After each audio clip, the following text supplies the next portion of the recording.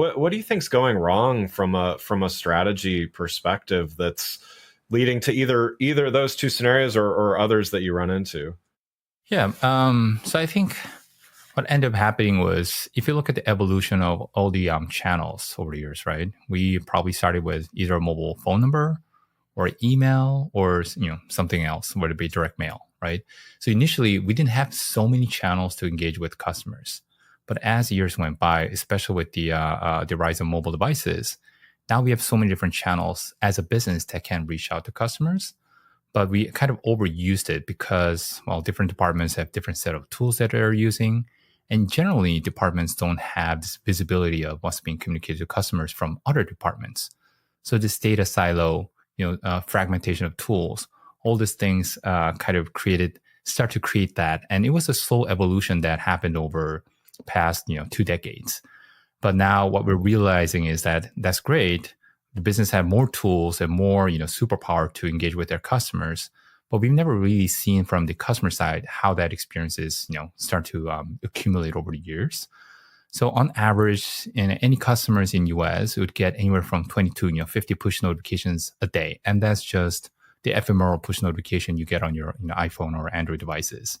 And on top of that, whether it be email, all those things. So whether it be Gmail or whatnot, they've been investing so much into the spam filters and making sure all these messages are not bombarding them. So it's a fight that's constantly happening, from protecting the customer experience, but also making sure the brand can still reach out to their customers. So this fragmentation has certainly been a slow evolution that happened over time. And I think why that's especially driving a lot of this behavior is, one is just lack of that perspective or lack of that holistic monitoring of what's being communicated to customer. But the other is the fear of opportunity, fear of losing out, whether it be marketing or customer support. They all have their own KPIs or OKRs. So they have their goals, they have their budgets. So when they have their budgets, they probably want to continue to reach out to customers to hit their goals. But also when they're streamlining these communication channels, we call them message governance. Are you, as a brand, having a perspective on what's being communicated to customers and throttling them when needed? But each department, because they have a fear of, what if we turn off a channel? What if we send one less message? How's that gonna impact their KPIs? So because of their fear, they are very hesitant, reluctant to turn off or throttle any of their messages. So how customers are reacting is, shows up in the KPIs. They're unsubscribing from emails. They're saying stop to their SMS. They're turning their push notifications off.